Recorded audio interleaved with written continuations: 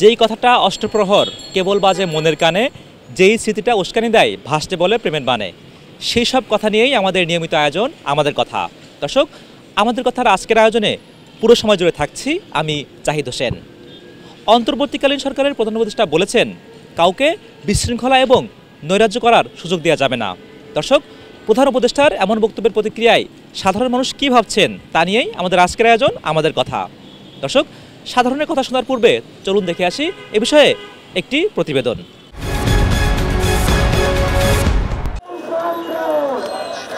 দায়িত্ব লাভের পর থেকে নানা রকম আন্দোলন সহ নিত্য নতুন নানা চাপ সামলে এগোতে হচ্ছে অন্তর্বর্তী সরকারকে। বিভিন্ন পরিস্থিতির সুযোগ নিতে ব্যস্ত বিরুদ্ধ পক্ষগুলো। এমন পরিস্থিতিতে নাগরিকদের নিরাপত্তা নিশ্চিতের নির্দেশ দিয়েছেন প্রধান উপদেষ্টা ডক্টর মোহাম্মদ ইউনূস। সোমবার বিকেলে তার বাসভবনে নিরাপত্তা বাহিনীর প্রধানদের বলেন, সংকটময় এই বছরে যুদ্ধ পরিস্থিতির মতো সতর্ক থাকতে হবে, যাতে কেউ নৈরাজ্য সৃষ্টির সুযোগ না পায়। পতিত স্বৈরাচারে যারা বিলিয়ন ডলার বাইরে নিয়ে গেছেন, তারাই এদেরকে এই কাজগুলো করাচ্ছে। সন্ধ্যায় ফরেন সার্ভিস একাডেমিতে তার প্রেস উইং সদস্যরা বৈঠকটির বিস্তারিত জানান। বলেন, একটি কমান্ড সেন্টার করতে, অনলাইনে মামলা নিতে এবং প্রাথমিক অভিযোগ জানাতে নির্দিষ্ট একটি নম্বর করতে পুলিশের প্রতি নির্দেশ দিয়েছেন প্রধান উপদেষ্টা। কিছু একটা হলে যাতে সমস্ত রিসোর্স নিয়ে গভর্নমেন্টের ল অ্যান্ড অর্ডার সংক্রান্ত যতগুলো এজেন্সি যাতে কাজ করতে পারে, সেটার জন্য একটা কমান্ড সেন্টার করার কথা বলেছেন। বৈঠকে প্রধান উপদেষ্টা বলেছেন, শেখ হাসিনার সহযোগীরা নৈরাজ্য ও বিভ্রান্তি ছড়াতে বিপুল অর্থ ব্যয় করছে। এ সময় পুলিশের মহাপরিদর্শক বাহারুল আলম তাকে জানান, শেখ হাসিনার বিষয়ে রেড নোটিশ জারি করতে ইন্টারপোলকে অনুরোধ করেছে বাংলাদেশ। শিগগিরই সাড়া পাওয়ার আশা করছেন তারা। প্রেস উইং সদস্যরা এক প্রশ্নে জানান, আওয়ামী লীগের প্রতিবাদ কর্মসূচির লিফলেট যারাই বিতরণ করবে গ্রেপ্তার করা হবে। কারণ লিফলেটের মধ্যে যে সমস্ত কথা আছে, law and order situation effect করার কথা। শেখ হাসিনা ওদের কি আমরা যেটা দেখছি যে এ টিমের সাথে এগুলো করছেন, এ টিম হলো এই কাজগুলো করছে। কারো মেয়ের উপরে গলাটা কেটে নিচের দিকে পর্নোগ্রাফির ছবি দিয়ে দিচ্ছে, কি ভয়ঙ্কর। ঠিক আছে, আবার আমাদেরকে রুচি শিখান অনেকে। এছাড়া ধর্মীয় বা জাতিগত সংখ্যালঘু সহ যে কোনো নাগরিকের উপর হামলা প্রতিহত করতে নিরাপত্তা বাহিনীর প্রধানদের বিশেষ ব্যবস্থা নেওয়ার নির্দেশ দিয়েছেন প্রধান উপদেষ্টা। প্রেস উইং জানায়, সম্প্রতি হিন্দু, বৌদ্ধ, খ্রিস্টান ঐক্য পরিষদ 23 জন সংখ্যালঘু হত্যার যে অভিযোগ করেছে, তার কোনোটি সাম্প্রদায়িক ইস্যুতে ঘটেনি বলে নিশ্চিত করেছে পুলিশ। হত্যাকাণ্ডের মধ্যে সর্বোচ্চ 7টি চুরি ও দস্যুতার সাথে সম্পর্কিত, 4টিতে ব্যক্তিগত ও পারিবারিক কলহের ঘটনা জড়িত, 3টি ক্ষেত্রে জেনারেল ক্রাইম যেমন ধর্ষণ, অতিরিক্ত মদ পানে মৃত্যু, বিরূপ মন্তব্য করার কারণে 2 পক্ষের মারামারি থেকে মৃত্যু, 2টি দুর্ঘটনাজনিত মৃত্যু, আর 2টি হচ্ছে ব্যবসায়িক শত্রুতার জন্য মৃত্যু। একটিতে স্থানীয় সংঘাতে মারা গেছে, জমি জমার বিরোধে একটি ঘটনায় মৃত্যু হয়েছে এবং একটি আত্মহত্যার ঘটনা ঘটেছে। রমজানে নিত্য প্রয়োজনীয় পণ্যের দাম স্থিতিশীল রাখতে চাঁদাবাজদের বিরুদ্ধে কঠোর ব্যবস্থা নিতে বলেছেন প্রধান উপদেষ্টা। পুলিশের বরাতে প্রেস উইং জানায়, রাজধানীতে ছিনতাইয়ের ঘটনাও কমেছে। সবাই তো প্রফেসর ইউনূসকে চিনেন, ঠিক না? এই অ্যাডমিনিস্ট্রেশন একটা ট্রান্সপারেন্ট, ওপেন একটা administration. Sajida sweety, ATN news, Dhaka. দর্শক, প্রতিবেদনটি দেখলাম, এবার চলুন শুনে আসি এই বিষয়কে ঘিরে কী ভাবছেন সাধারণ মানুষ। এখন সরকারের যা দেখছি, এখন জনগণ যা কষ্টকর ভোগ করতেছে, তবে এখন সরকারের একটু কঠোর ব্যবস্থা নেওয়া উচিত এবং যে যেখানে পারছে, যার যেমন ইচ্ছা মতন সে দাবি পূরণ করতে চাচ্ছে, কিন্তু এটা তো সরকারের ব্যর্থতা। সবাই তো ইচ্ছা করলে সব ইচ্ছা তো সরকারের পূরণ করা সম্ভব না।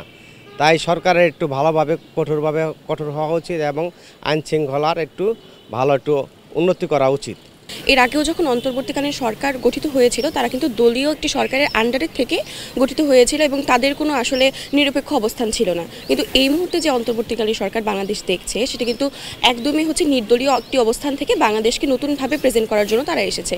কিন্তু সেই জায়গা থেকে আমরা দেখছি যে দেশের অবস্থা আসলে স্থিতিশীল হতে গিয়েও হতে পারছে না। প্রতিদিনই কোনো না কোনো অস্থিতিশীলতার সাথে আমরা পরিচিত হচ্ছি।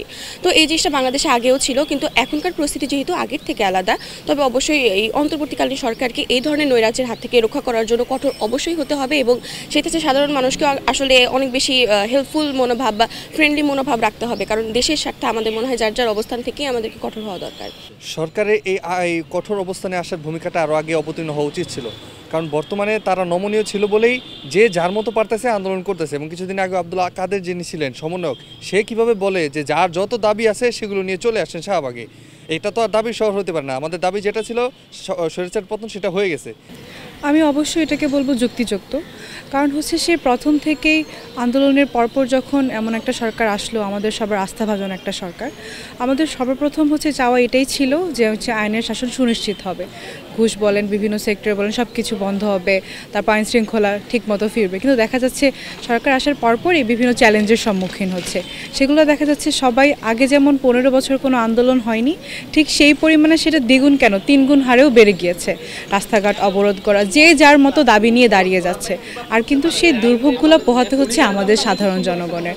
সরকারের আরও বেশি কঠোর হওয়া উচিত, অর্থাৎ দেশের শান্তি শৃঙ্খলা ফিরিয়ে আনার ব্যাপারে সরকার যদি কঠোর না হয় তাহলে অনেক বেশি জনদুর্ভোগ এখানে বৃদ্ধি পেতে পারে। যেমন আমরা দেখতে পেয়েছি যে ট্রেন কিংবা পথ অবরোধ করে তারা বিক্ষোভ করছেন, যার কারণে অসংখ্য আহত রোগীরা তারা কিন্তু সেখানে কাতরাচ্ছেন, তারা কিন্তু সঠিক চিকিৎসা, তারা মেডিকেলে যেতে পারছে না এবং সঠিক চিকিৎসা নিতে পারছে না। তো সেই জায়গা থেকে আমার কাছে মনে হচ্ছে সরকারকে আরও বেশি কঠোর পদক্ষেপ, অর্থাৎ নৈরাজ্য দমনে সরকারের যে কার্যকরী যে ভূমিকা সেটি তারা গ্রহণ করতে পারে। অন্তর্বর্তী সরকারের প্রেস উইংয়ের পক্ষ থেকে বলা হয়েছে দেশে আর কাউকে নৈরাজ্য বিশৃঙ্খলা সৃষ্টি করতে দেয়া হবে না। এ বিষয়ে সাধারণ মানুষ কি ভাবছেন? আমি শিহাব খান, গাজীপুরের শ্রীপুর থেকে নিয়ে যাচ্ছি সাধারণ মানুষের কাছে। সম্প্রতি দেশে নৈরাজ্য সৃষ্টি করতে একটি পক্ষ তাদের অবরোধ চালিয়ে যাচ্ছে। বিভিন্ন দাবি দেওয়ার প্রেক্ষিতে মহাসড়ক অবরোধ করছে, এতে জনগণের দুর্ভোগ সৃষ্টি হচ্ছে। সরকার গতকাল যে সিদ্ধান্ত নিয়েছে দেশে আর কাউকে নৈরাজ্য সৃষ্টি করতে দেওয়া যাবে না, আমি সরকারের এই সিদ্ধান্তকে সাধুবাদ জানাই এবং আশা করি অচিরেই এই সিদ্ধান্ত বাস্তবায়ন হবে। সম্প্রতি আমরা দেখেছি আন্দোলনের নামে বিশৃঙ্খলা নৈরাজ্য সৃষ্টি করা হচ্ছে, কিছুতেই হচ্ছে রাস্তা অবরোধ, জনদুর্ভোগ এবং হচ্ছে কর্মঘণ্টা যাতে ব্যাহত হয়, এই পদক্ষেপগুলো নেওয়া হচ্ছে। সরকারের নৈরাজ্য বিরোধী কার্যক্রমে আমরা সাধুবাদ জানাচ্ছি এবং এটা যাতে দ্রুত কার্যকর হয়।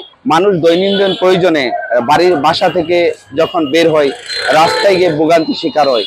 একদল হঠাৎ করে কোনো কারণ ছাড়াই রাস্তা অবরোধ করে, ভোগান্তিতে পড়ে সাধারণ মানুষ। এই ভোগান্তির দূরীকরণে সরকারের যে উচ্চ পর্যায়ের যে কার্যকারিতা, সেটা আমরা ফলপ্রসূ কার্যকারিতা বলবো যেটাকে, সেটা হচ্ছে না। আমরা প্রত্যাশা করি সাধারণ মানুষ হিসাবে এই নৈরাজ্য প্রতিরোধে সরকারকে কঠোর হস্তে দমন করবেন। কাউকে বিশৃঙ্খলা সৃষ্টি করতে দেওয়া হবে না বলেছেন প্রধান উপদেষ্টার প্রেস উইং। দর্শক, রংপুর থেকে আমাদের কথা স্বাগত জানাচ্ছি আমি শাহরিয়ার মিম। এই বিষয়ে কি বলছে রংপুর সাধারণ মানুষ, চলুন জেনে আসি। আমরা বাহাবাদেই, আমরাও সাথে আছি, বর্তমান সরকারের সাথে আছি। দেশে যে কোনো ধরনের আইন শৃঙ্খলার অবনতি হলে উনি যেন কঠোরভাবে তা অ্যাকশন নেয়, আমরা সেটাই দেখতে চাই। গতকালকে খবরে দেখলাম যে আসলে প্রেস উইং বলেছে যে কোনো বিশৃঙ্খলা হতে দেওয়া হবে না। আসলে এটা অত্যন্ত ভালো, কারণ দফায় দফায় বিশৃঙ্খলা হবে, দফায় দফায় জনজীবনে এটার প্রভাব পড়বে। এর প্রভাব শিক্ষাতে পড়ছে, দ্রব্যমূল্যে পড়ছে, আসলে একটা ভোগান্তির একটা দেশে পরিণত হচ্ছে ধীরে ধীরে বাংলাদেশ। এই কারণে এই সিদ্ধান্তটা প্রশংসার দাবি রাখে। বাংলাদেশে কোনো ধরনের কোনো অন্যায় হলে এটা প্রতিহত করার জন্য আমরা ওনাদের সাথে আছি। বর্তমানে যে প্রধান উপদেষ্টা আছেন ওনাকে রেসপেক্টের সহিত বলতেছি যে কোনো ধরনের অন্যায় সাধারণ মানুষের উপরে যদি হয়, ওনার সাথে সাধারণ জনগণ আমরা সবাই আছি, আমরা এটার প্রতিহত করব ইনশাআল্লাহ। সরকারের পাশাপাশি আমাদেরকেও সরকারকে সহযোগিতা করতে হবে। সরকাররা তো করবেই, সরকার করবেই এই কাজগুলো, এবং আমাদেরকেও তাদেরকে সরকারকে সহযোগিতা করতে হবে আর কি। আমরাও চাই দেশে আর কোনো রক্তক্ষয়ী যুদ্ধ, কোনো সংগ্রাম যাতে না হয়, আর দেশটাকে যেন শান্তির দিকে আমরা এগিয়ে নিয়ে যেতে পারি, এর পক্ষে আমরাও আছি। আমরাও কোনো বিশৃঙ্খলার দেখতে না চাই। আমাদের কথার আজকের আয়োজন এ পর্যন্তই। আগামী পর্বে নতুন কোনো জনগুরুত্বপূর্ণ বিষয় নিয়ে আবারও হাজির হব এটি নিউজের পর্দায়। সে পর্যন্ত ভালো থাকুন, সুস্থ থাকুন, চোখ রাখুন এটি নিউজে।